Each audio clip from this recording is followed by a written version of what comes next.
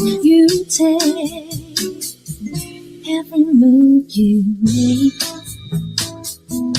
every bound you break, every game you play, every night you stay, I'll be watching you.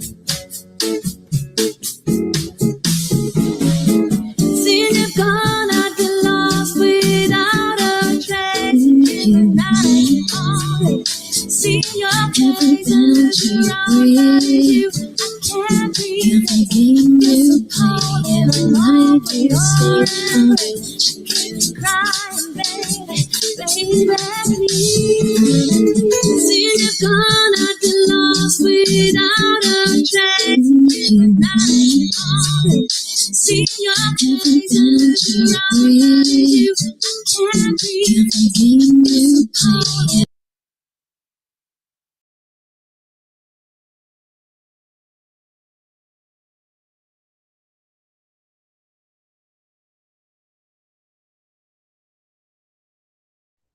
Jacinta, you can still play the music a bit. I've switched off mine.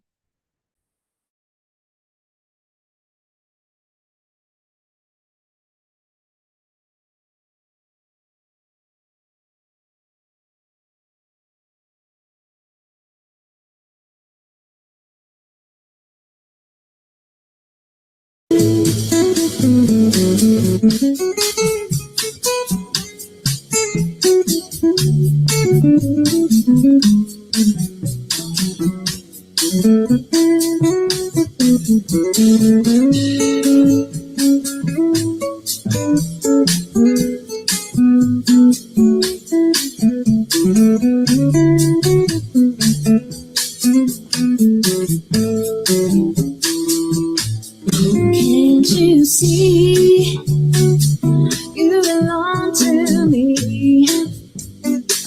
I'ma put hearts with every breath you take, every move you make, every bound you break, every game you play, every night you stay, I'll be watching you.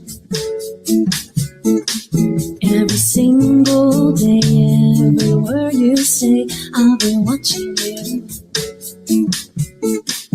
Every move you make, every night you stay, I'll be watching you.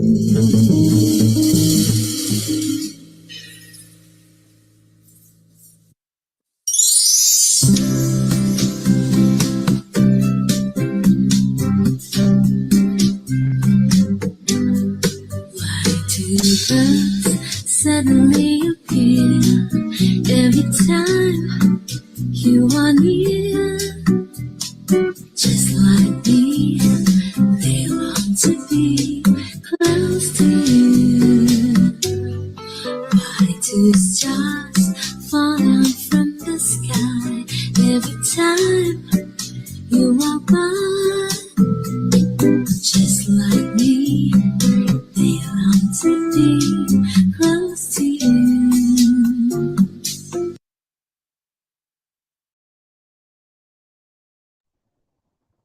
Good evening, ladies and gentlemen. How are you? How are you? And happy International HR Day. And you can just engage on the chat and wish everybody and wish each other happy International HR Day. We celebrate all the HR professionals in the world, and just to let you know, you're doing an amazing job. And sometimes I know you feel like your job is not appreciated. Trust me, somebody somewhere appreciates you. So happy International HR Day to all of you on this call and to everybody who's going to be joining us tonight. We are very excited to have you, and we are really looking forward to this conversation. My name is Grace Nzula. I'm an HR consultant with Atara Solutions, and you are tuned into what we call Get It Right with Atara Solutions. You need to keep it Atara Solutions because this is where we actually get it right. And I hope that you will take this information to your workplace and you will start getting it right. So thank you very much for joining us. And with us tonight, we have an amazing panel of my good friends, and I will be letting you in on that. And of course, allow us to give a shout out to our partners just before we continue, so that it is important that we actually acknowledge the support they give, and the work that they've done with us and for us, and to enable us just continue bringing this to you. Now, actually, Get It Right with Atara Solutions is a webinar series that seeks to demystify issues in employment and entrepreneurship. We do this every Tuesday from 8 o'clock to about 9:15. But yeah, we are here every Tuesday, and this is our almost 150 something episode. We started in 2020. We are about 5 years now. Wait, we missed our 20. Oh wait, no, we turned 5 years on 23rd of June, and we've been doing this every Tuesday without fail from January to November for the last 5 years. So you can imagine the amount of content on our YouTube channel, which you need to actually revisit right after this conversation and get to catch up and just take some time and listen in to the recordings and just get to learn and unlearn and relearn, reskill, and all these fancy words that we keep using. So the people who actually support us in making this happen, we have Nile Front Cottages. Nile Front Cottages are cottages located in Jinja, Uganda.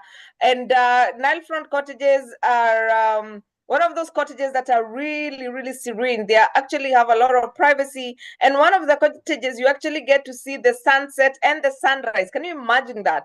Just sitting outside your cottage and you get to see the sunrise in the morning and the sunset in the evening. It's such an amazing place. And it is also close to where River Nile meets Lake Victoria. You definitely want to visit that place. And then we have Profiles International. Profiles International are the people.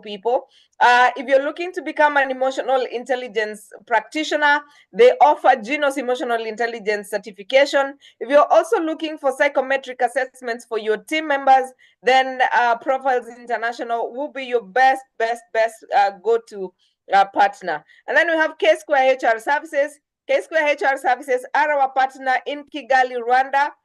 If you're looking for support in HR, on HR matters, be it training, be it staff outsourcing, be it any consultancy services, then K-Square HR Services will be the best people. They are located in Kigali, Rwanda. And then we have Steadfast Quality Solutions. Steadfast Quality Solutions are our partner in Uganda. This one is headed by my good friend Herbert Zake. If you're looking for a coach, he's a Gallup certified, strength certified coach, and he has coached over 500 executives. So if you're looking for a coach, look no further than to Herbert Zake. And Steadfast Quality Solutions, if you're looking for board training, if you're looking for board evaluations, if you're looking for interviews for board members, then Steadfast Quality Solutions will be the best people for that job. We also have AAR Insurance for all your insurance needs. Are you looking for medical cover? Are you looking for car insurance? Are you looking for WIBA? AAR Insurance have amazing packages. Then we have Hotel Sapphire. Hotel Sapphire is a hotel located in Mombasa. If you want to host a conference, or you're just looking for a place to chill on a Friday evening, or you're looking for a place to just visit and enjoy the coastal region, then you need to go and check out Hotel Sapphire. They're located at City Center in Mombasa. They have beautiful food. In fact, you need to visit them on a Friday for lunch, and you get to enjoy proper Swahili cuisine. It is so delicious and really worth your while. And then we have Tufaha Resort. Tufaha Resort is where we actually had our road trip this year. We actually went on a road trip from Nairobi to Tufaha. Imagine a road trip for learning and experiences and just going to a nice, serene environment. You actually need to check out Tufaha on the website or on social media and get to actually see what you're talking about. If you're around Nanyuki and you're looking for a place for to host your conferences, if you're there looking for a place to take your vacation, bikecation, medication, whatever vacation you want to take, then please visit Tufaha Resort. If you're looking to become a carpenter or learn how to work with wood, you need to sign up at Panessa Training Institute. They're actually almost rolling out RPL. recognition of prior learning, and you need, if you know somebody who's been practicing carpentry without certification, then they can be assessed and they will be informed on what next. And then we have Port Sacco if you're looking for a Sacco. And we have Sotet Kinyumbani. Sotet Kinyumbani is one of those restaurants that you really, really must visit. If you're driving through or visiting Nanyuki, you need to visit Sotet Kinyumbani. They have delicious, delicious food, natural made African food. If you're looking for proper ugali, they actually sell proper ugali, you know, number 2, and brown ugali, very healthy food. If you're looking for delicious fries, I can go on and on and on about Sotet Kinyumbani. And of course, we are welcoming you to our mentorship program. We call it Growth Grid Mentorship Program, which is starting on the 2nd of July. 2nd of July, where the mentorship program actually goes for 8 weeks, and classes take place, or sessions take place every Wednesday from 7:30 to 9:30 p.m. And I tell you, it is one of those things that you want to invest into. We only charge 24,000, and if you're in Uganda, it's 680, 402,000 bob. And you need to sign up for this program. Our cohort 1, we completed cohort 1, I think when? Sometime, I think last month or the month before, sorry, forgotten. But yeah, it is such an amazing session. Please sign up for the mentorship program. And of course, we are welcoming you to Africa Transformation Leadership Summit or Conference, which is happening in Nairobi on the 6th to 8th of August this year. It is going to be in Nairobi, and we are bringing together leaders and having leadership conversations. And by leadership, I just don't mean positions. I mean everybody who aspires to become better, because I believe leadership is a doing what, and we can grow leadership skills every single day. The way you invest in your healthy living, it's the same way you should invest in your leadership. Please join us in Nairobi on the 6th to 8th of August 2025. And more details to follow shortly. All right, my good people. Here we are. Let me also bring in, of course, we have our host, our co-host, Mr. Richard, and he's going to introduce himself, and then we're going to introduce Catherine. Richard? Good evening, ladies and gentlemen. Good evening, Grace Nzula, the moderator of choice. I can see you sipping some very delicious drink. Most probably it's hibiscus or something you'll tell us what it is as we move along. Ladies and gentlemen, welcome to HR International Day, where we come and look at what is HR, where is it going? And we are going to have a fantastic discussion. And we have guests across East Africa. And those are so many insights, so many practices.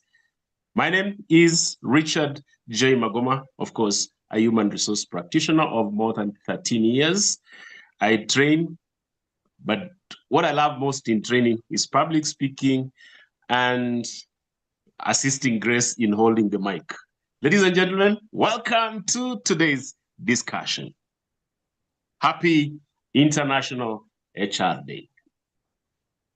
All right, thank you for that warm introduction, Richard. By the way, what he did not tell you is that he also coaches people who are taking interviews. So please don't freeze. Don't wonder whether you're getting it right. Holla at Richard. He's going to take you through. I will tell you, when something cooks, I will come and tell you what we have done together. But yeah, that is in the works. And Evelyn Luanga, how are you? How are you, my dear? And it's really amazing to see you. And Simon Frank, I'm actually in Zanzibar. Yes, Richard, I'm taking some Zanzibari tea. I am attending the whatever International HR Day and Thrapa Annual Conference here in Zanzibar. So yes, and of course we have Catherine Sidandi. Catherine Sidandi is our darling. She makes us inclusive. She's our sign language interpreter. She is an amazing soul doing a lot of work. By the way, if you want to learn how to become a sign language, then you need to contact us and Catherine will take you through. And the charges are actually quite affordable. So please, don't let Catherine be alone. She taught us how to say, I am HR. Maybe Catherine, you can repeat. Now that it is International HR Day, we can say, yes, wait, This is I. Yes, I H am HR. R. Yes, I am I am HR. I am HR. Aha, there we go. My good people, I hope you have been looking at your screen because we now know how to say I am HR because we are celebrating International HR Day. So I am wait, I am HR. Hey, pass on. That one, yes, pass on. I am an HR person. Bas. Hey. So today we are very happy to be here and really it's an honor to have you, Catherine Sidandi, and really amazing to be here. So now today we are discussing a topic that has been a pain to a lot of HRs. And what a way to honor you guys by actually bringing this conversation to life. And with us are my wonderful friends who have agreed to help us unpack this. If you have any question, please make sure you put it on the Q&A so that it's easier to follow. But at this point in time, allow me to bring here Mr. Andrew Kawesa. I cannot pronounce your middle name, Andrew, but I know we are friends, but I will not, you cannot use that against me. So Andrew Kawesa happens to be a personal friend. I hang out with him a lot when I'm in Uganda. And he's doing an amazing job. And I think I've followed his track record, especially when he took on the mantle for director programs at HR Mau. And by the way, HR Mau has a conference happening on 22nd and 23rd, on Thursday and Friday, on labor laws. Please, if you're Ugandan or if you happen to be in, or even if you're from wherever, you want to go to Uganda and learn about their laws, please join them on Thursday and Friday. So, Andrew, maybe you can start by introducing yourself a bit and probably give us your thoughts about this topic today.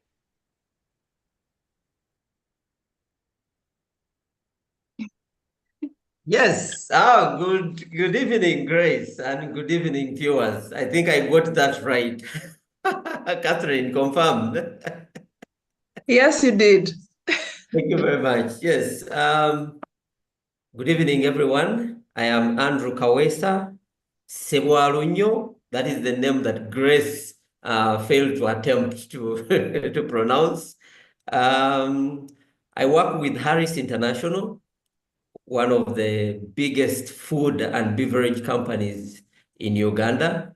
I say biggest when I say food and beverage because I know the other reds and blues have been there forever, so they are big. But because we do food and beverage and they don't, so that's where we come on top. So yes, I work as the HR business partner there, and I also serve on the governing council of the HR Association as the director, professional development, non-programs, Grace. Yes, I'm a father of two daughters and a husband to a wife who is a woman. And yes, this topic is very critical. I remember 10 years ago, I was still very young professional HR, and I was seated in a room for a conference where one of the CEOs was talking about, you know, the different generations in the workplace. And by then, the hyped generation was the millennials. Now, here we are, and we are talking about the Gen Zs. So I can only imagine. It's very exciting, and I'm happy to be part of the panelists. Over to you, Grace.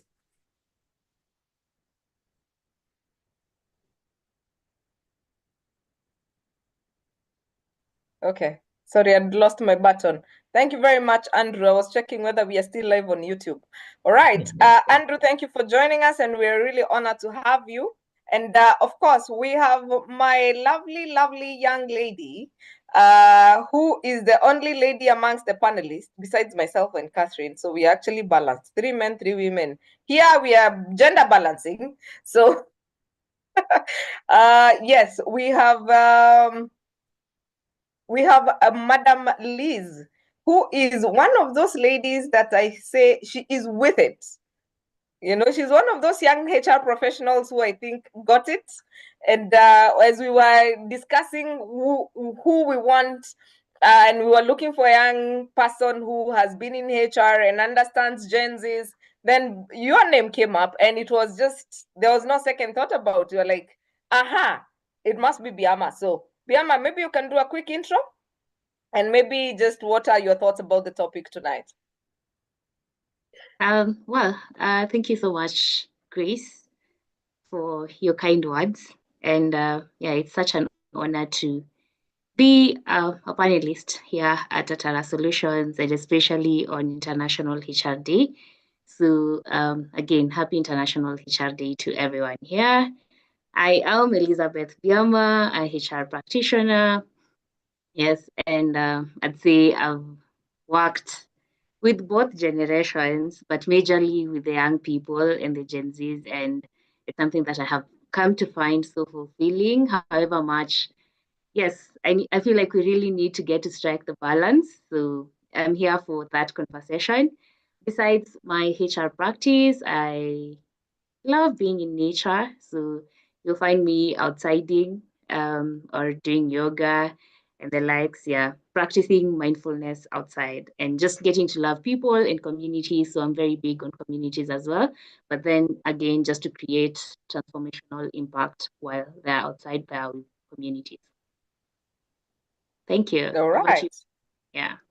It's amazing to have you, Liz, and I am looking forward to hearing what the Gen Zs want from you. And of course, last but not least, my wonderful friend. It's actually 5 o'clock in Ghana, and he's my wonderful friend who has bought me a present that I haven't picked. I need to style up. But yes, he's an amazing soul, one of the most solid HR practitioners I know. And one thing about Barry is that he is pro-Africa. If there's an Africanist I know, is this gentleman. In fact, it must be a weekday and a Monday, not the last 3 days of the week, to see him in a suit. He's always in African wear. So, and he's all the way from Ghana. And Kofi, you can introduce yourself and your thoughts about the topic. All right. So thank you so much, Grace, and good evening to colleagues on the call.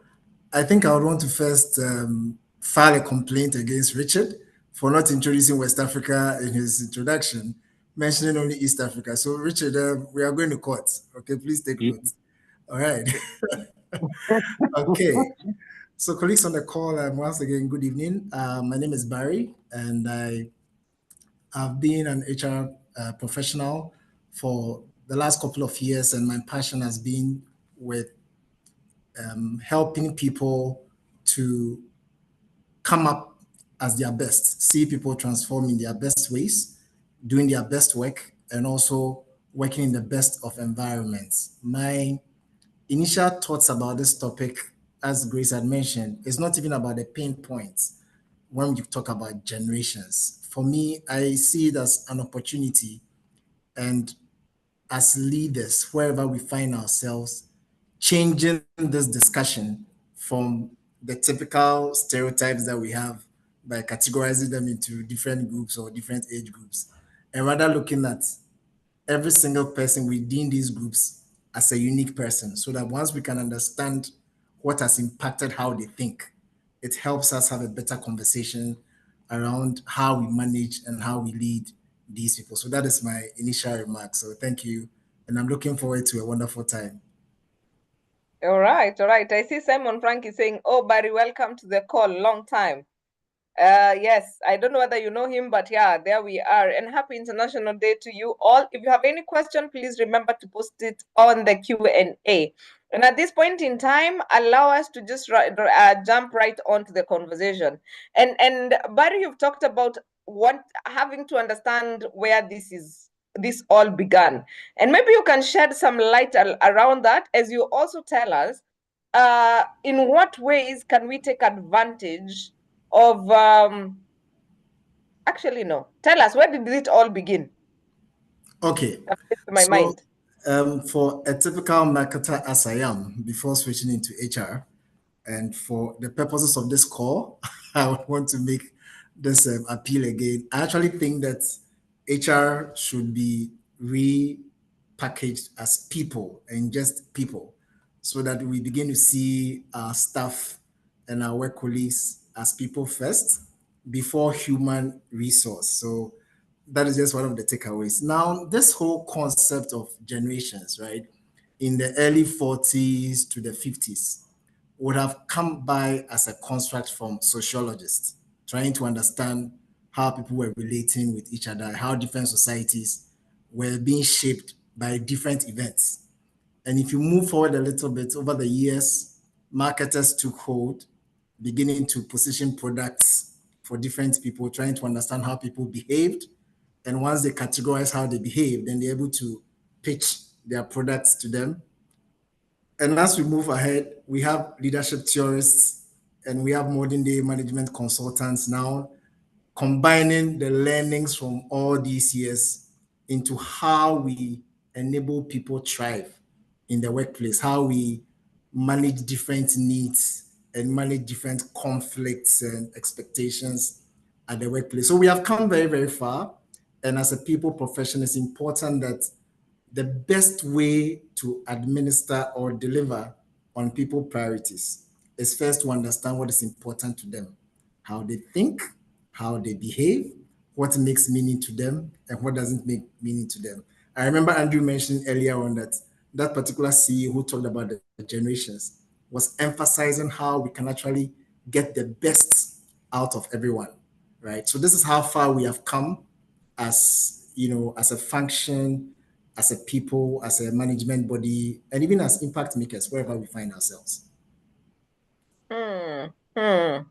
Okay. Now, just riding on what Barry has said, Liz. We watched that clip that was doing rounds on LinkedIn, and I got entertained by the way. If you have not seen it, you need to just search Gen Z, and there's a clip that has gone on around every WhatsApp group, every link or whatever on LinkedIn. It's gone rounds. But one thing that we realize is Gen Zs are actually going for. They're not afraid of what they want, but they're also going for purpose-driven work. Yeah, they are going for work with meaning. All right. However, they are also in the workplace where you find boomers and Gen Xs and a bit of the millennials who began, the earlier millennials, not the I have seen the late millennials who value stability. And you find all these people in the same workplace. How can leaders and probably anyone who is managing people be able to actually craft strategies that motivate and then that can actually resonate across all these generations without alienating anyone or without just anyone feeling like they are being left out? How can we do that? It's actually very interesting that you mentioned that Gen Z, or rather the young people in the workplace or in the workforce right now, are purpose-driven, which is very true.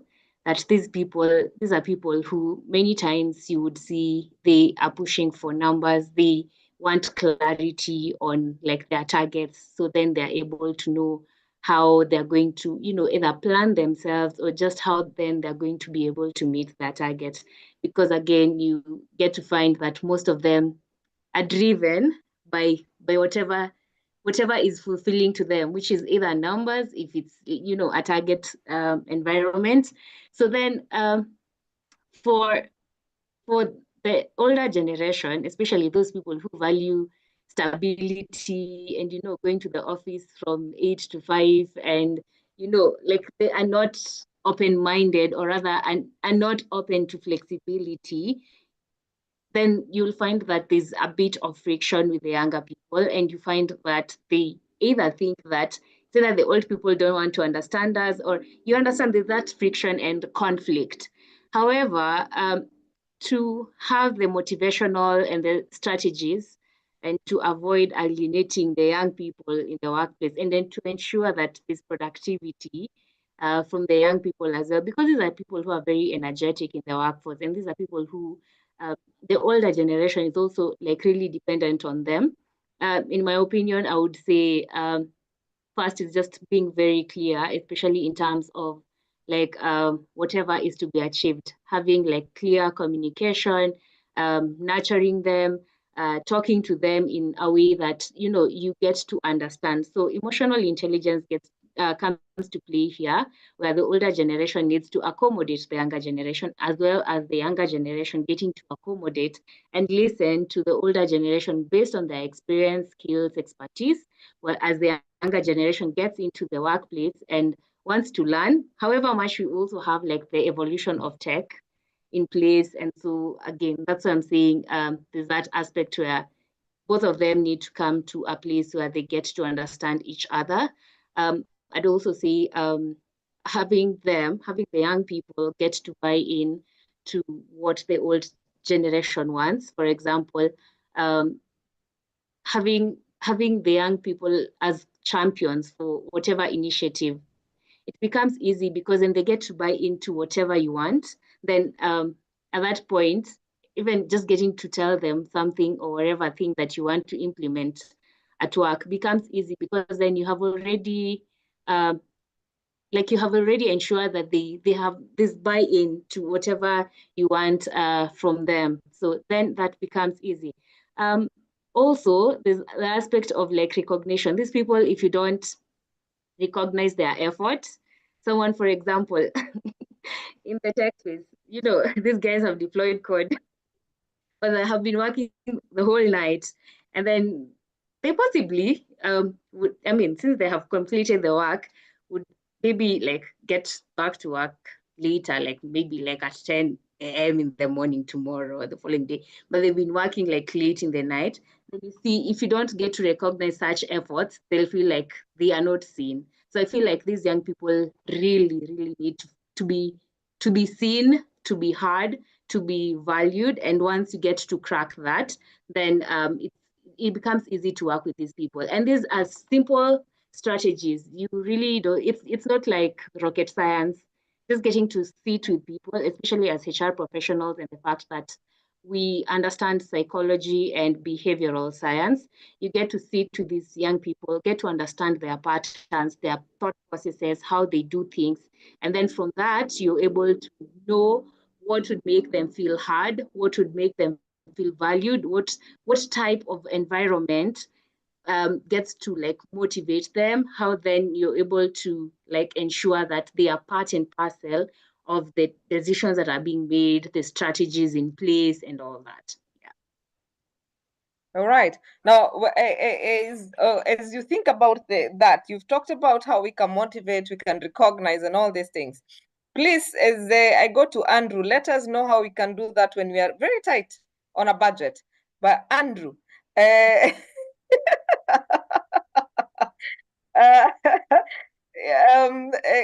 has talked about what we can do, but we are leaders, and the workplace has been evolving over a period of time, and Africa is not being left behind. I tell you, I think we've become a very global workspace. We are here, we are with Uganda, we are with Ghana here, we are with Kenya. In fact, it's because I thought this time was going to be too short. I was gonna bring the entire of Africa on this call, Nigeria, Zambia, Rose Namo from Zimbabwe. And I thought, you know what? Okay, maybe we need a series of these things. But imagine we have become a global whatever in Africa. We're just nurturing talent and just becoming one of those places that everybody is looking into for talent. But we also need to develop our leadership traits as we evolve in our workplaces. So what are some of the leadership traits that we need to be able to implement the things that Liz has talked about? Wow. Thank you very much. Thank you very much, Grace. This topic is very interesting. You just mentioned that we are a global, a global world. Everything is with us. Yeah. I think it is only diseases that would take longer to reach us, just like COVID when we took some time. But otherwise, everything happens, and in a second, it is with us in our country. Something happens in the US. Yeah, Trump just signs one of his executive orders, and Africa is striked in a minute or immediately.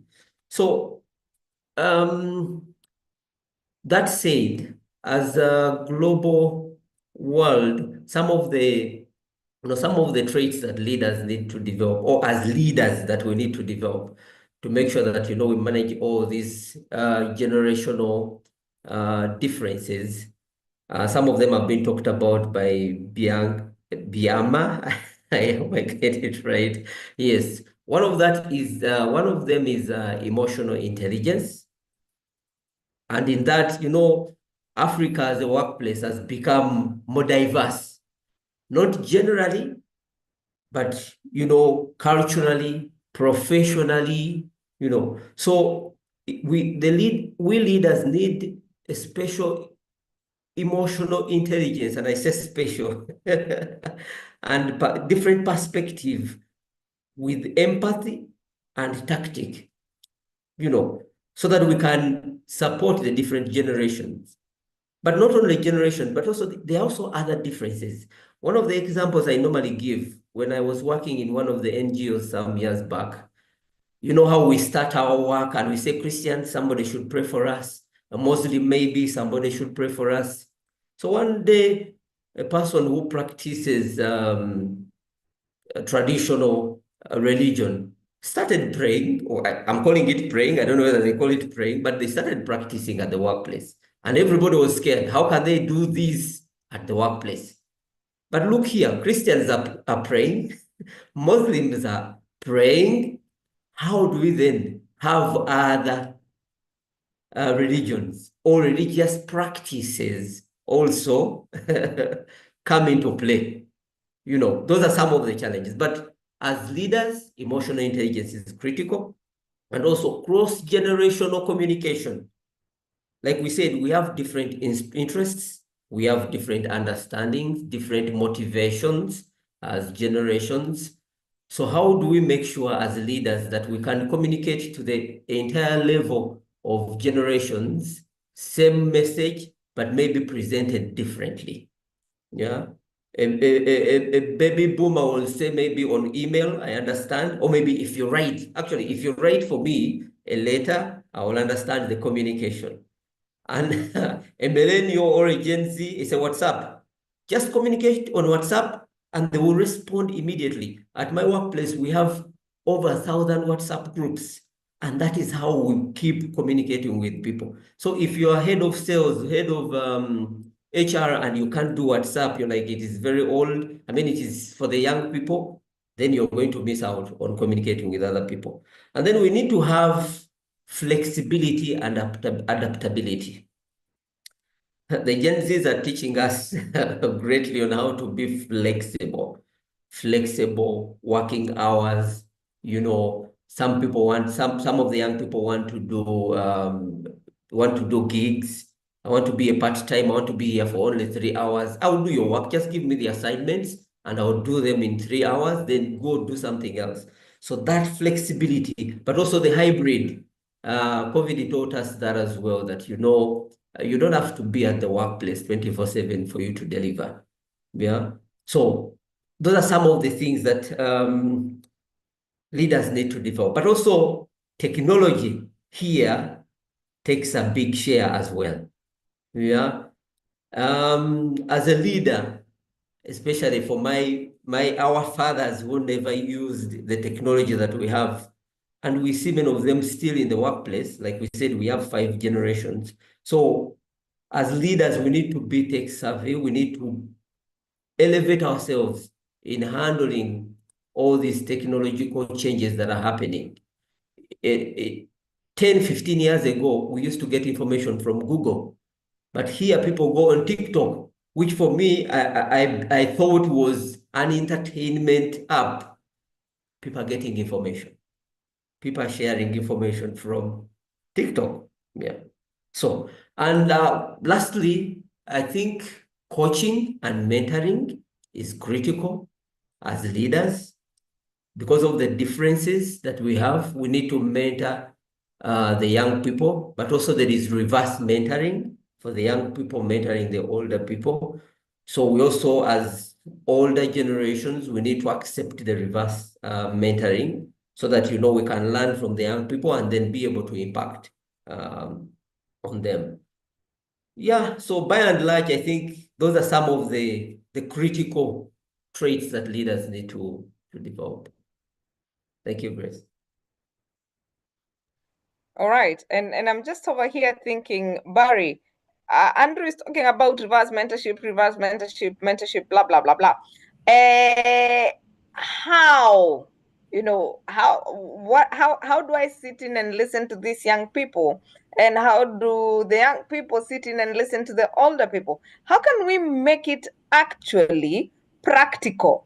Like, what are some of the things we can do, or how can we make sure that we have reverse mentorship in the workplaces, and how can we make sure that it is actually effective in our workplaces? Because we need to have practical things that we can go and do. Yeah, and I see Wafula is saying that is interesting. At least when we grew up and did our best, it was seldom appreciated. It was one of the expectations of the job. Thank you, Wafula Nabutola. I can confirm that that's a Gen X on the call, and he's my good friend as well. So here we are. He's also a very good leader, very diverse, actually. Yes, Barry, reverse mentorship. How do we make it practical and more effective? Okay, so thank you so much, Grace. So your question actually started with how, right? And I want to just take you one step back with the what, right? Because Andrew talked about reverse mentoring as one of the interventions. So when you even think about the concept of mentoring, right, as a construct, we cannot even achieve any form of mentoring when there is no mutual respect, even between mentor and mentee, let alone turning it around in the reverse position. You look at somebody who is much more experienced than you, has walked the talk, you've seen him achieve, you are trying to become like the person, so you go and sit under the person's feet to learn, and maybe Andrew will say even become better than that person.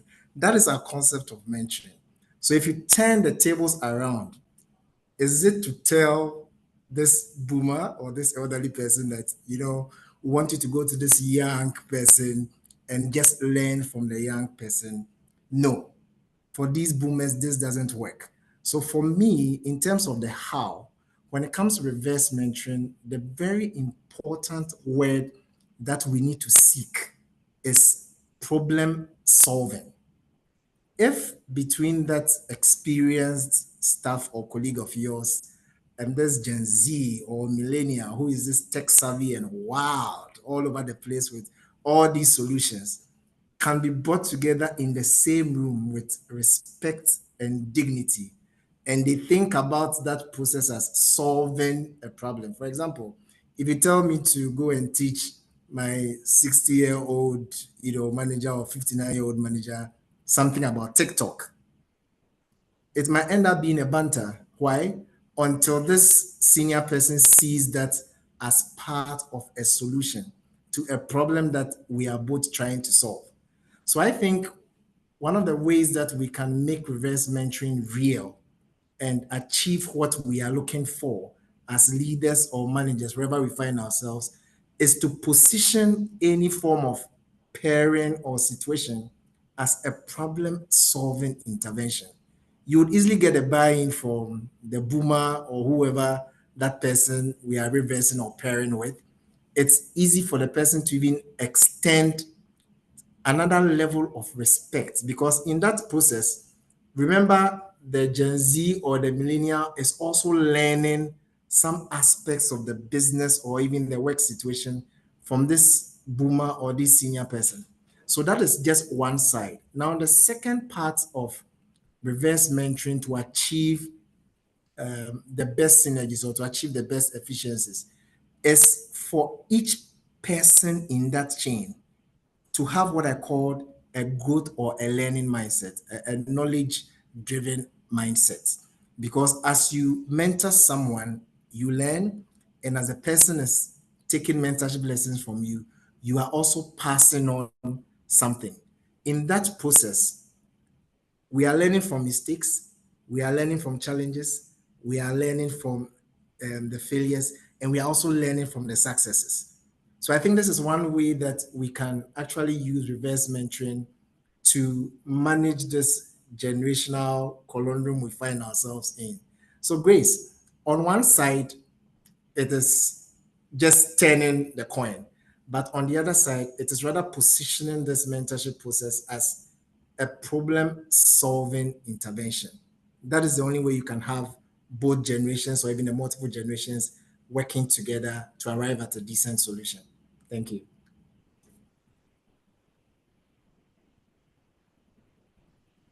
Wow, I am loving this conversation. I see Stella saying, can we make reverse mentorship work through appreciating the succession plan and practicing it, especially when one takes leave? And I think one of the ways we can do that is actually when you go on leave and you support, but reverse mentorship has to be intentional as well. So that then there's something, if you can have it structured, even better. So that you can continue. And of course, sign up for the Growth Grid mentorship. You get a chance to be mentored by myself and CHRP Anne Wamonje. Anyway, so moving on, before I bring Richard on board, I just want to ask Liz, because she's over here like, she's actually a Gen Z. Let me just sell you out, Liz. But she's one of the most hardworking Gen Zs I have ever met. So she's not here by chance. She's actually here by intention. And Liz, we hear about remote work, gig. I saw somebody on the comment talking about nowadays people want gig work. We've heard about remote work. We hear about flexi hours. You've just talked about allowing people, because they cry, whatever, did coding the entire night, they can be allowed to sleep in the next day and come in a bit late. But when we have these differences, because if you have an older generation as a manager, and they know that even if you slept, in fact, I remember one time I actually slept in the office. I left the office at about 2 a.m. and I was going to deliver, doing a tender, and I was going to deliver the tender the following day. I needed to be in Embu at 8 a.m. So I had no luxury of sitting around and saying that I'm not gonna do this. And then I had to go in Embu.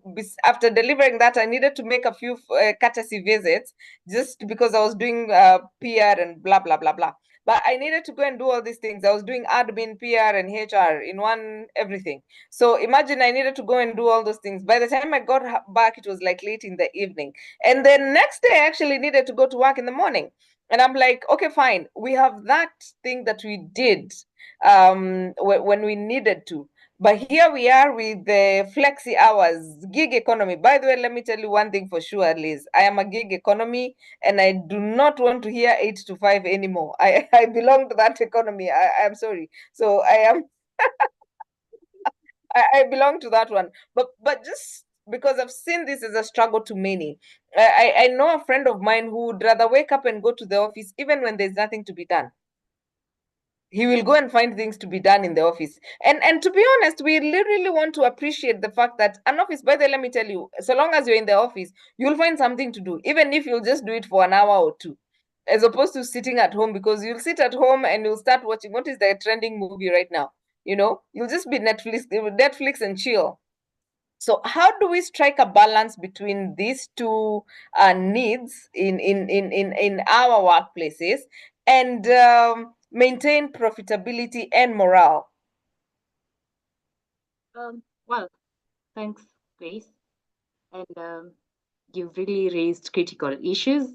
And I'd just like to say that, you know, the people who also go to the office 8 to 5 and they just go get tea, you know, just moving around, office grapevine, waiting for lunch. And then after lunch, you know, you eat for afternoon and then you go home. So one thing that I have been studying in the recent past, and that's a culture trend in the future of work, and just a shift in the future of work, is that work is now going to be like, or rather it's moving towards like project-based, performance-based, you know, like what is the project that you're going to be working on? Once you're done, that's it. And I guess that's why we're even seeing like the contracts. We're having several different contracts and binding agreements between an employer and an employee or a gig worker. And also post-COVID, we had a rise in like the gig gig economy and people embracing it a lot more than back then.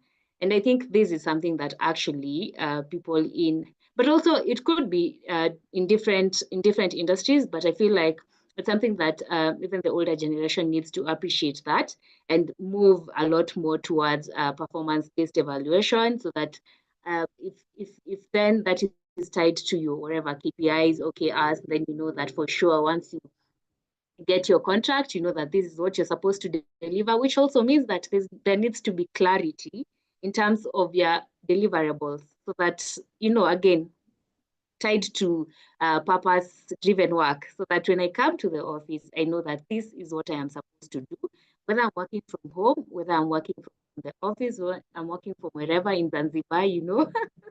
I need to know that this is what I need to deliver at the end of the day, or rather, this is my binding agreement with my contractor, my employer, so that you're not at home, or rather, you're working from anywhere and you're Netflixing, you know. So that is one of the things. Another thing that I would also like to highlight besides that is to ensure productivity and morale, because again, like working remotely, you really need to be very disciplined, yeah, as an individual. So again, that is not something for everyone, but we've seen like these young people, especially people, for example, who work in forex trading. There are very many young people who do that, and they have the drive that they're going to stay late into the night just doing that. So then it means that the young people or the Gen Zs it's not like they don't have the drive, they really have the drive to work. So then how are we going to tap into that as employers, as HRs, or as like leaders, managers, you know, at the workplace? It's just ensuring that you stay in touch with these young people, you stay in touch with the teams. If it's whatever team, ensure that at least you have like standards that people are able to catch up at whatever time, just to ensure that they are getting to share updates of the work that they are doing, and just getting to share how much where they are in terms of like the project they are working on. So then it's not like you have given someone a task and then you're not in touch, and then at the end of a quarter when you're doing reviews, performance reviews, you're wondering, oh my God, why did you deliver? And yet, as a leader, you haven't been able to check in, you know, with your team. You haven't been able to check in with your employees. You haven't been able to check in with the Gen Z, you say, because again, if these people would love, I mean, the young people would love people who also mentor them. And mentoring for me is in the one-on-one sessions, because then once I get to do something and it's not as right, then my boss, who is also, because possibly an older person, is able to guide you to do the thing right, just as it should be done, or rather just the way that they would have wanted it to be done. Yeah, and then getting to collaborate between different teams. Again, I said working remotely, we have several tools out there, the likes of Slack, Discord, you know, G Suite, and all that are productivity tools. So you're able just to get to track and see what someone is working on, and how far they've come, and how you're able just to get to collaborate and work together to ensure productivity. But for me, one thing that really stands out is the fact that we really need to have the performance, or rather, I mean, the targets or the KPIs as clear, just so when we as young people are coming to the workplace, really understand that this is something that aligns with my values, and this is actually something that I am willing to work on. Then that means that I am motivated from the very beginning that this is something that I am willing to work on. So then when it comes to deliverables, we are not going to brush shoulders, because then I know that for sure I signed up for this, and then that means that you're able to just get to work on that. Yeah. Hey, Mama, you are shooting points. Wow, hey. Duncan says the catch-ups are also referred to referred as leaders or managers check-ins. Yes, they are. And nowadays, part of induction is to do monthly check-ins with the new staff, just to see how they're doing. And also just encouraging people, it's mental health month, just to do genuine check-ins with our staff. But Liz, she's answered the question on gig work and all these things that you're doing now. But Andrew, we know that when you're working from home, you actually work longer hours. I don't know whether you've realized, whether it's me only or that is just a thing. And I see Barry agreeing with me. But how do we ensure we have work-life balance in the midst of all these conversations that we're having? And this is actually for everybody across Africa. And how can we bridge the gap between bridge the gap between these workaholics and those who work for purpose and all this? How do you have work life?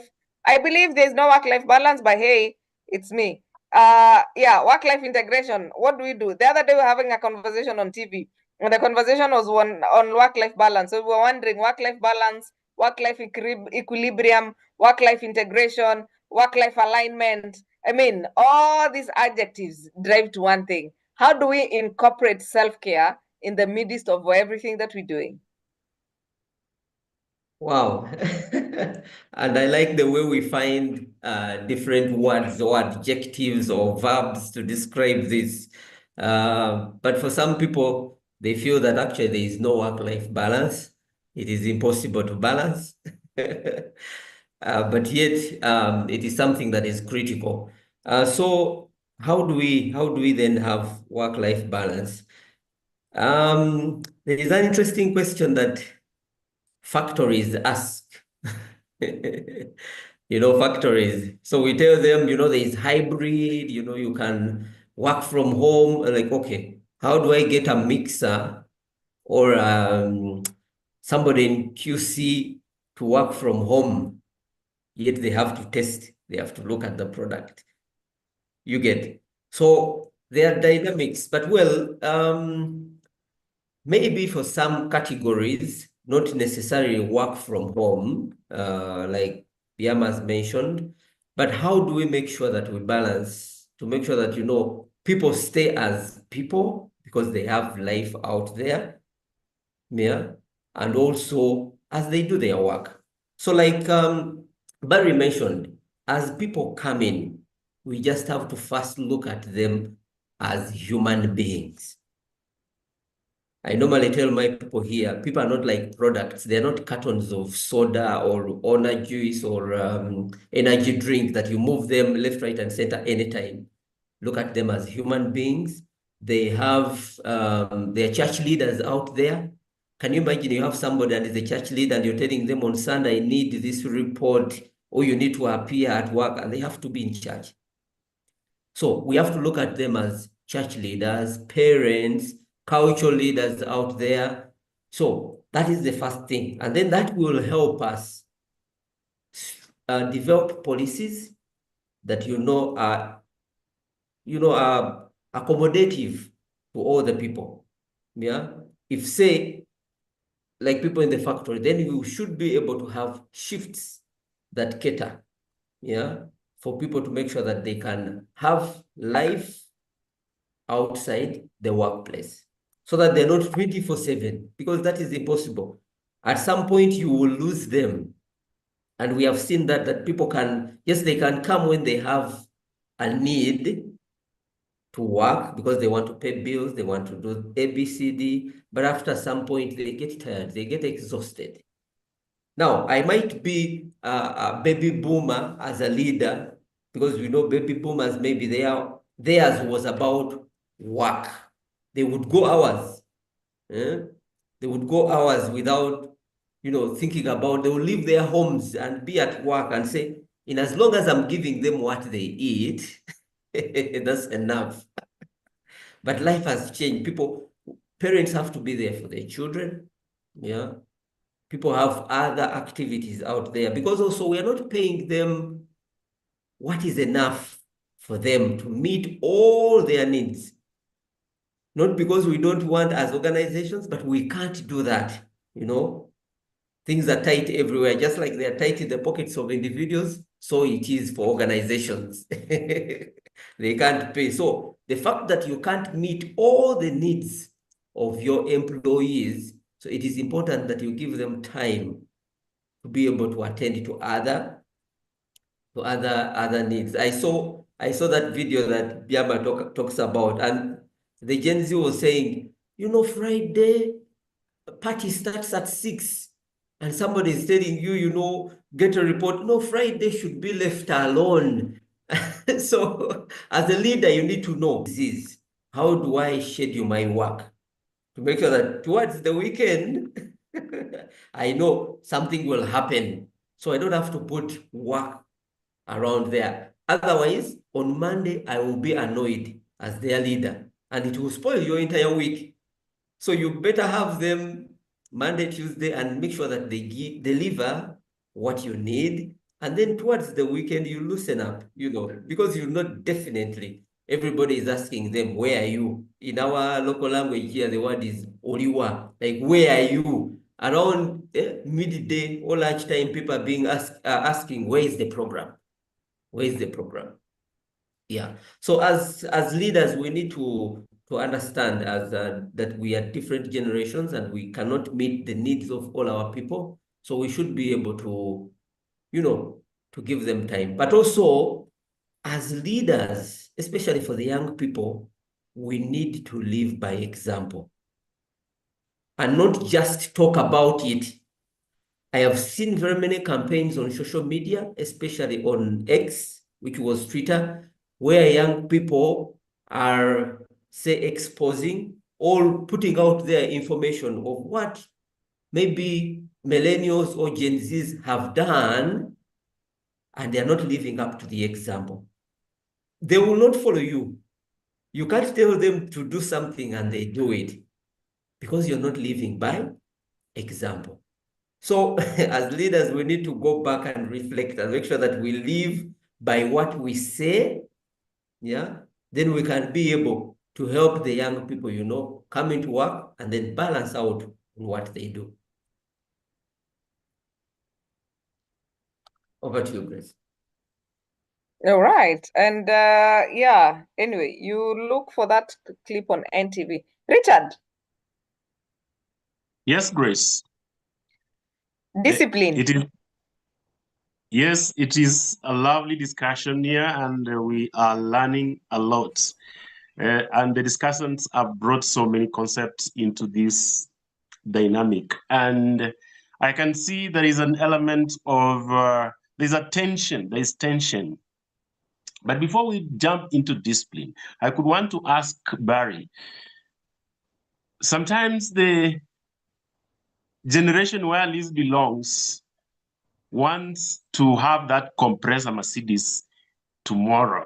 I mean, they want to be the head of department very fast. Sometimes that is why they keep on moving from one job to the other. How do you contain this microwave effect that somebody wants to progress very fast in an organization? Thank you so much, Richard. You know, when you asked that question, I smiled. I smiled because I'm dealing with quite a lot of that, you know, in recent times. But the truth of the matter is that I think on a very personal level, right, the human, as we know, the human organism is designed or built to grow, right? So as individuals, there is the hunger naturally to grow. And for these people who are dealing with this tension of trying to fast track their growth because they are aspiring to be one boomer or they've seen something somewhere and they have not been coached, they have not been taught. Nobody has sat them down to explain the path or the journey or even the failures and the challenges along the way. These guys go to AI, type I want to become MD of a bank, and AI will tell them everything. And they want to start using it, right? So, Richard, I think on the practical side of things, Andrew mentioned a part of it, which is the guidance, the coaching, and the mentoring. Look, if these guys have the right information, you realize that the quality of decisions they make are better. There are people who are switching from place to place and there is no purpose. Liz mentioned being able to identify a sense of purpose, they being able to relate to a purpose. If the purpose question is answered, the tension is decreased by about 50% or even 60%, because then on a daily basis there is clarity about what they should do to get to the next level. They know that, okay, from an analyst I need to do A, B, and C, do a bit of this and that, then I'll move into an associate and I can pivot here and I can do that. But if nobody is providing this sense of clarity or journey mapping or what the possibilities are, and we leave them, Richard, we'll collapse the organization, right? And I think it behoves on us as leaders or as impact makers to guide people. Andrews made a point about living by example, right? Living what you actually expect them to emulate. You can't speak A and be doing B. You lose authenticity as a leader. And I know Grace, I mean, her leadership conversations will tell you, once you lose authenticity, that is the end. Just resign as a leader, just pack your bags and give way, right? Once you lose authenticity, then it means there's no sense of trust. Nobody can even take your word for it. So I think one of the ways we can help the new generation, the upcoming generation, including myself and Liz, because I'm sure we are part of the melting pot, right, is to help us or help ourselves have that clear sense of purpose and clarity, because there are so many paths to getting to wherever you want to. Some are ready to do the 5-year, 10-year cycle, whilst maybe Gen Z's like Richard just want to become MD after 12 months, right? So I think once we give them that support in terms of knowledge, the spirit of self-confidence, knowing what you are good at, knowing how you can pivot yourself, making sure the right resources, and in fact, the right environment. I cannot believe at this point about environment, because these guys are moving because the environment is not enabling them to thrive. That is a big game changer. So Richard, myself, everybody on this call, it is our duty to create those enabling environments. And once that is done, these guys can now add the next layer, which is defining their purpose, and we help them chart the right path. I hope this is Thank helpful. you very Yes, thank you very, very much, Barry. You've really brought those points home, that we need to avail resources, coaching, mentoring, holding each other hands, and guidance. Liz, you're a tech girl. I wish I could have asked you a question about technology, but I want to ask you a question about discipline. You can see me, Barry, and Kaweza, we decided to put on ties. And Gen Zs, where is the best Crocs? And that will bring the issue of discipline. How do we approach this issue of discipline, where you guys decide the best occasion, you're looking for Crocs, and now how should we deal with this? Oh my God, Crocs? Issues of discipline, stressing, and all that. I'm wondering how Crocs has become an issue, as I've seen people Liz, actually. Liz, I'm more with you. I'm more with you. Okay, go for it. Go for it. Going for serious things in Crocs, and yeah. Again, just because there's over dependence on again, like I mentioned before, like I mentioned before, on productivity, and so I mean, but again, that's industry policies, Driven. right? Yeah, it's industry driven. So we really can't we really can't say that like this is tied to whatever industry. Like, for example, I wouldn't expect someone in legal or a lawyer who's going to sign possibly an agreement or something to turn up in Crocs, right? Like, yeah, or you're going to meet like partners, or your partners, or and then you decide to come and turn up like when you're very untidy. So there's also the aspect where the policies are a guiding factor, and And besides that, discipline comes in with the mutual agreement. So again, if you just then don't get to be at the right place doing the right thing, then I mean, ultimately, you're going to suffer the consequences of what the policy says. Very good. Okay, all right. No, Somebody wants to add something? yeah, it's me who wanted to talk about the dress code. And I think I want to comment here because I have probably I've had the opportunity of working with both. And this is my personal belief that we dress to respect. I mean, a dress code is a form of respect. So if you're going to Ushago or to upcountry, to the village for that, Barry, if you're going to the village, I do not expect to show up in a very tiny skirt where it begins as soon as it ends. And I know that will not augur well with people around that community. All right. And then I will also not wear a very lengthy skirt and a shirt and a tie to a nightclub. You know, unless you see, so it depends. You got to respect where you're going and dress accordingly. Like, for example, us in consultancy, I actually had a go at one of our staff members a while back who actually showed up to a client's office in Crocs. Yes, in Crocs. Yeah. And I was like, what? You know, and you see, for us, first of all, in consultancy, you got to look to be very believable. That's, I mean, we buy you as a human being. So if you're wearing Crocs, the first thing will come to mind is like, so how are you supposed to instill the policy on dress code in my own organization if you're also not following it? You know?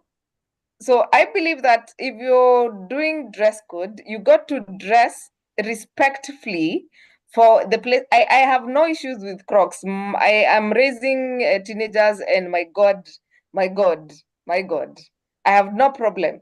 But it's got to be worn in the right places, you know? You just can't show up in those, what do you call them? Those ones that you go in with the, like this, including the toes going out. So yes, it is dress according to the occasion, dress according to where you're going. And I think if we did that, I think we're just gonna kill this whole conversation on dress code, really. Because if your organization allows you, I mean, I used to work in manufacturing like Andrew, and on a Monday you'd show up in jeans and it was fine. Including now, even if I went there, I would show up in jeans and everybody will be fine. Now show up in heels there. And everybody will be like, do you even love yourself? Are you even serious? You know, you normally know when it's a new person when they show up in heels. Because we know that you will not hack. By the time you finish walk around that workshop, you're done. Your heels and you are completely done. But you see now, in my other life, I am happy to wear heels. So I think it's just a matter of balance and just looking within yourself. I see that it's 9:15. Richard, maybe you can take one more and then we get final remarks and parting shot from these lovely people. Thank you, Grace. And the discussants are bringing very good points to the fore, and we are learning a lot.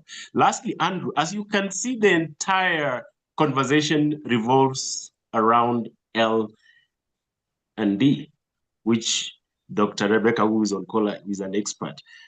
What do you think? And you will get some organizations where you get the CEO and some heads of department will look at planning and development as an expense. How do you use L&D to smoothen things like discipline, like what we have been told, reverse mentoring, etc., briefly? Okay, thank you. I just wanted to say something about showing up in heels. Somebody showed up in heels in a factory and that was the end of them. So it is critical that we dress up accordingly.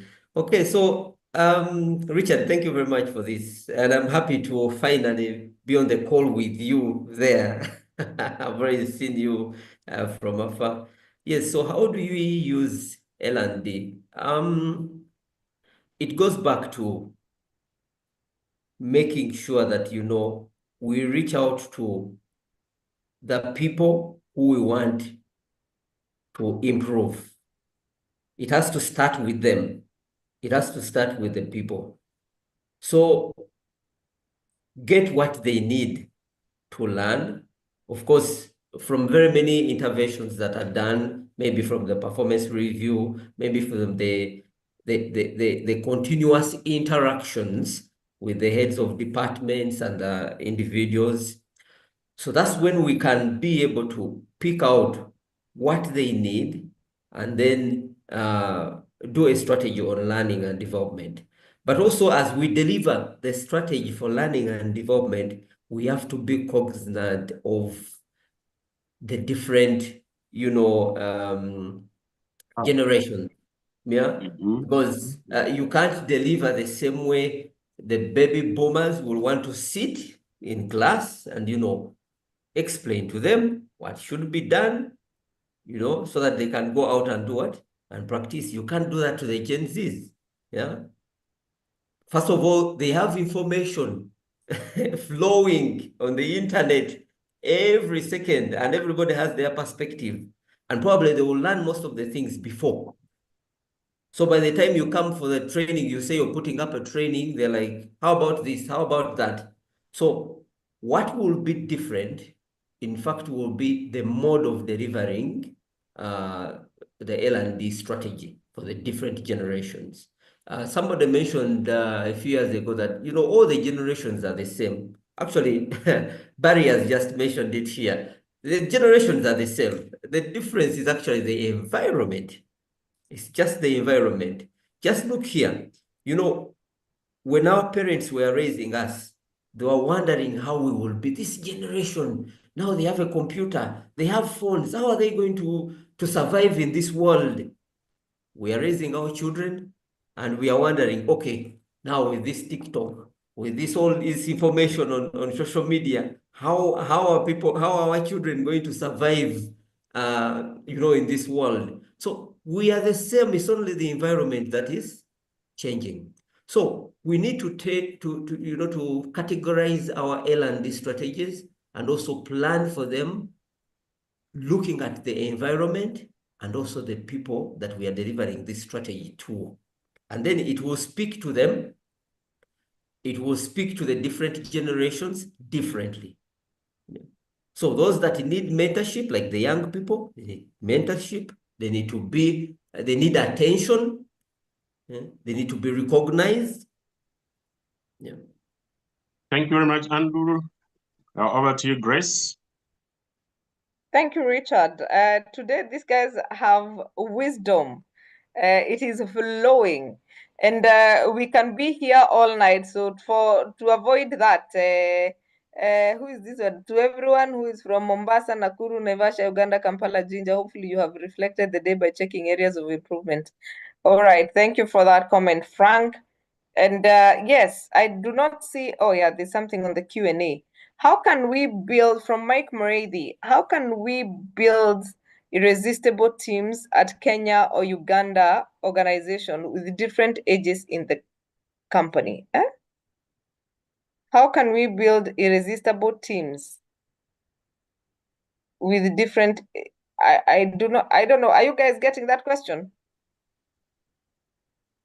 I'm tempted to think the questioner is referring to resilient teams. Mm-hmm.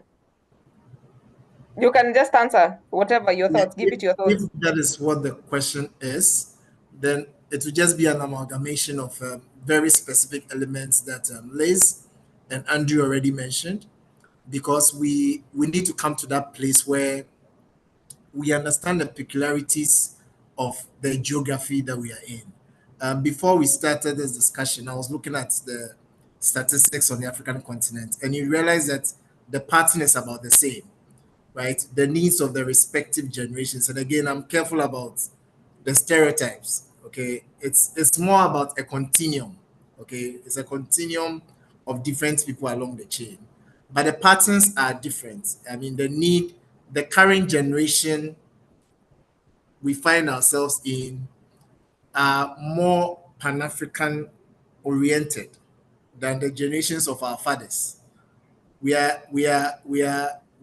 find ourselves having specific teams who are concerned about impacting the immediate economy, making sure that there's relevance in the country that they are operating in, that the work they are doing has relevance in their immediate community, in the country, in the geography, in the region. So if per design, the work we are doing or the overarching goal of the company does not impact the environment, does not impact the community, you are going to have members questioning the essence of the team across all the country structures we have in Africa. But one thing that also stands out, which is important, is that a resilient team is an enabled team. We call something enabled to deliver. So that irrespective of the environment, irrespective the specific challenges or dynamics of where the market is or the economy is, the team always looks for ways to thrive and deliver. These are guys who are not going to look for excuses because they understand what is at stake. They are looking for ways to deliver. They are not, it's not a generation that is coming to tell you that I can't do this, I think this is difficult, etc. They're actually questioning why that must be done and why this cannot be done. And we are seeing it even cutting across, to a large extent, the political leadership, across the continent. And I think we can take a cue from this for the specific situations in our countries. That will be my contribution, Grace. Grace, just to add on that, I would look at it from the culture perspective, especially dealing with now teams from different regions and different places. And to build the irresistible teams, in my opinion, I would say you really need to understand the culture of that place. Like, for example, what motivates people in Uganda is going to be very different from what motivates people here in Kenya, right? And they're different. Like teams in Ethiopia and their coexistence and their cultural values that even come to the workplace is very, very different with the cultural values here in Kenya. And that also gets to translate at the place of work. So getting to understand the cultural ecosystem of the different regions, then you're able to curate whatever motivational strategies or whatever strategies that are going to be cohesive for the different teams based on the different understanding, which means that then you can even create like whatever culture champions, or just getting to have like a lead for the specific regions and for the specific teams who's able to then champion that which you want to get to the teams. Then it builds cohesiveness from them as their individuals, and like you getting to feed in information either from the leadership or from the management team, which might not be taken in easily. You might get to struggle doing that, and like when you let people get to do it on their own, based on their own understanding and their cultural values, but then you just get to direct and be in control of the scope of how to do it. Yeah. All right. So I am okay. So he's saying, how can we build high-performing multi-generational teams in Kenya and Ugandan organization, ensuring collaboration and productivity across different age groups? Andrew, quickly in 1 minute. High-performing culture, and Barry, you can prepare for how do we do change management when senior management hardly adopts to new ways and the new trends. Andrew? Yes, I think how best we can build high-performing multi-generation teams is to recognize, we can start by recognizing each individual's uniqueness. And with this, we recognize that they come with their different strength, and that strength contributes to the common goal. You cannot we need to recognize that we cannot be the same. We cannot work the same, but yet we have the same goal. So all leaders need to do is to bring people together, identify their uniqueness, appreciate that uniqueness, and then make sure that they can use that strength or the uniqueness to contribute to the common goal. And I believe that will drive performance. Thank you for that, Andrew. Barry? All right, so we're dealing with resistance to change. For me, I look at it from two sides. The very first side is to be able to break it into meaningful parts for leadership. So at the level of leadership, they're always looking at the bigger picture, right? They're looking at so many other KPIs or so many other metrics that you might not be seeing at your level. So you need to be able to communicate impact to them, and the impact has to be measurable. It must simply make sense. What will make sense to leader A will not make sense to leader B. So again, when we integrate everything we've discussed, it's how you communicate, what you communicate, and even when you communicate that particular intervention. We always don't need to go to them with all flurry, over the top stuff. These guys want immediate measurable impact and results. So we need to speak in that language. I mean, quantify the results, quantify the impact, let them see where this intervention, how much of a percentage shift this has been, so that if we scale a little bit more, we can see some more improvement. So this is how I think this is how we need to work around navigating resistance to this change. We need to just take it in bite sizes and communicate the wins as we go along, and we can get the buy-in that we are looking for. Thank you, Grace. Yeah, I think one of my favorite thing to do when during change is communicate some more, and speak in a language that people understand actually. So right, I know we can be here the entire night, but just to remind you, please sign up for the mentorship program, and also come join us for the Africa Leadership Conference that's happening from the 6th to 8th of August here in Nairobi. But at this point in time, Liz Biama, what is your parting shot? My parting shot would be, is it really a parting shot? I'd say, I know that we are still figuring out how to get to embrace the younger generation and the so-called Gen Z in the workplace. And one of the critical things that is important for us to note, especially in HR, is the fact that these are young people, and definitely they need a lot of guidance. And I was just looking at the comments, guys saying, and just raising concern about how guys would go to work in Crocs and sweatpants and all that. These are people who really need guidance. And so it doesn't negate the fact that your policies should not be right and discipline should not be taken into consideration. So again, it takes a lot of leadership, mentoring, and just offering psychological safety and environment where these people are able to embrace work and get to be productive. And yeah, I believe that with that, you're going to offer a collaborative ecosystem that is going to be accommodating for all the generations in the workplace.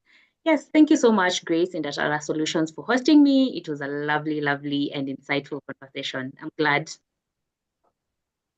I like the use of the word culture codes.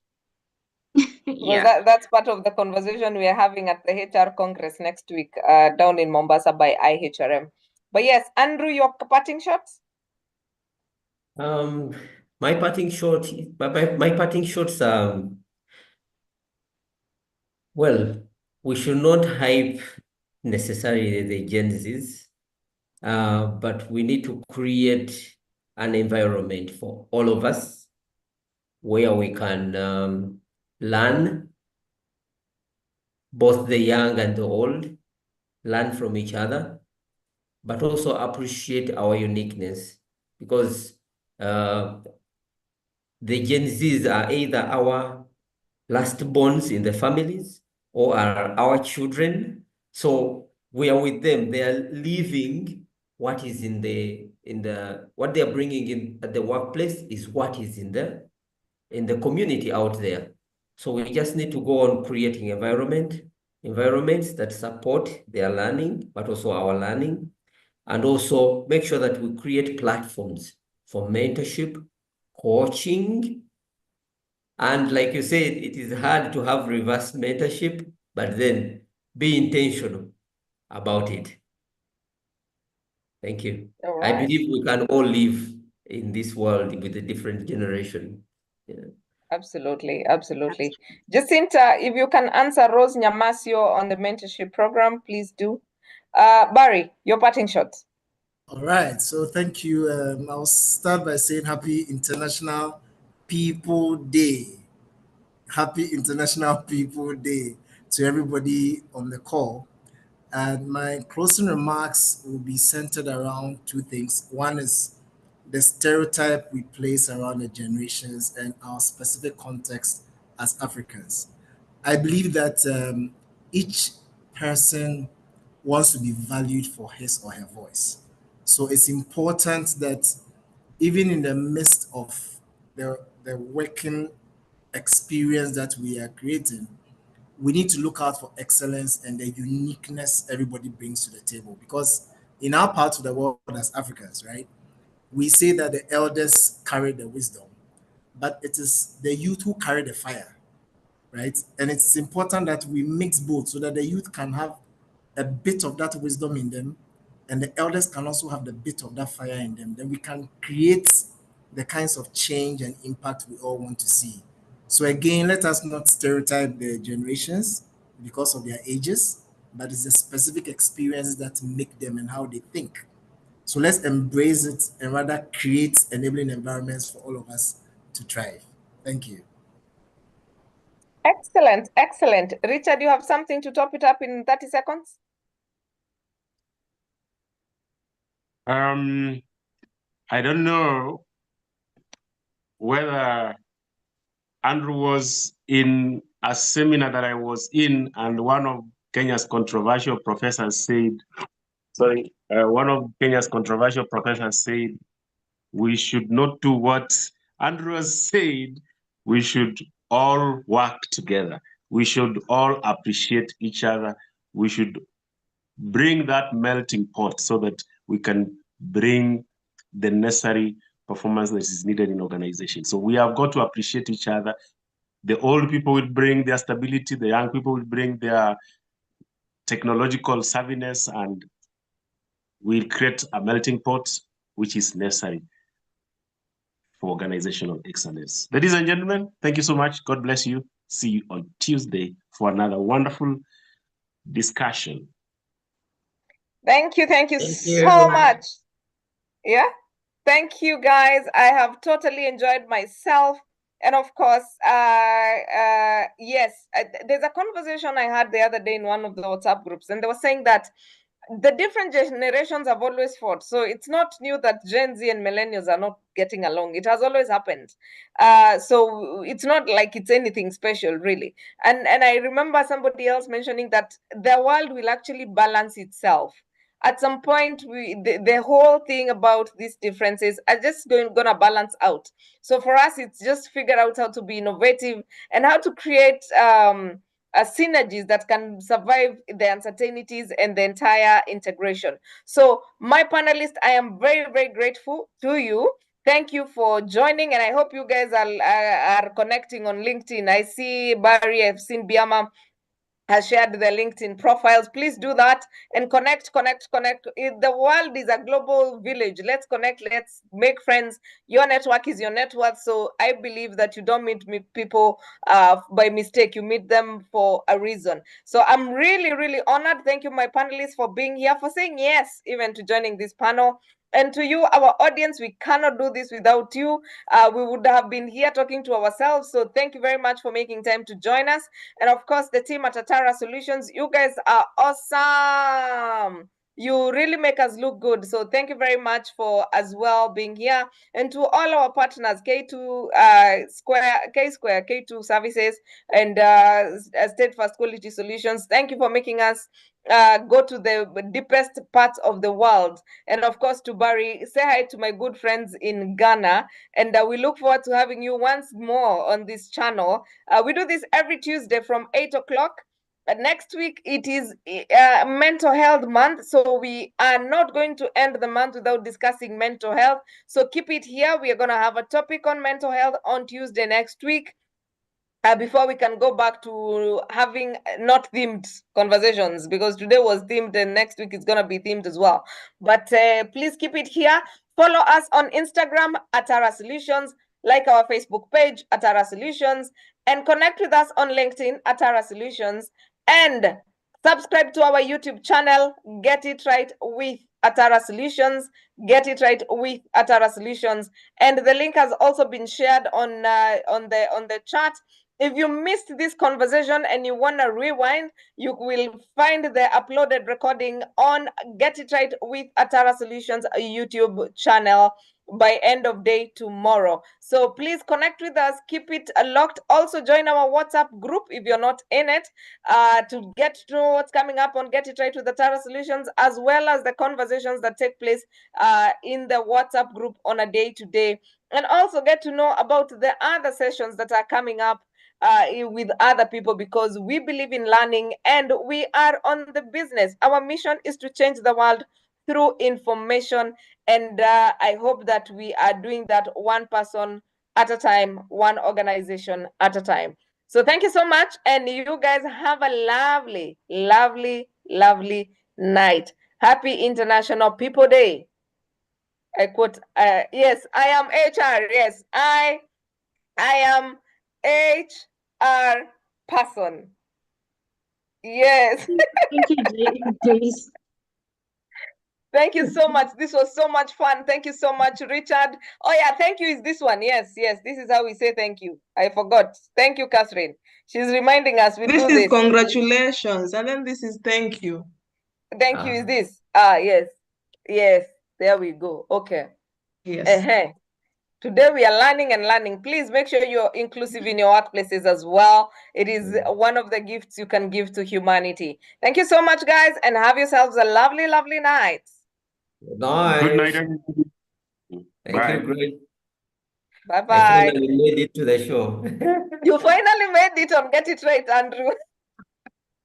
Yeah. You finally did. Yes, Yeah. then Thank let's you, keep doing Grace. this. Thank you, Andrew. Thank you, Liz. Everyone, God bless Thank you, you. Barry. Asante Thank you, sana.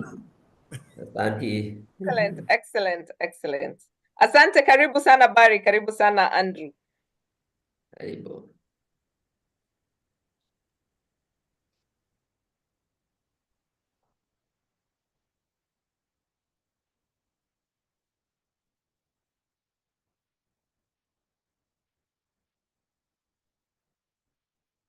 You are mine, just like me. They long to be close to you. On the day that you were born, we just got together and decided to create a dream come true. So they sprinkle moonlight in your hair, of golden sun in your eyes so blue.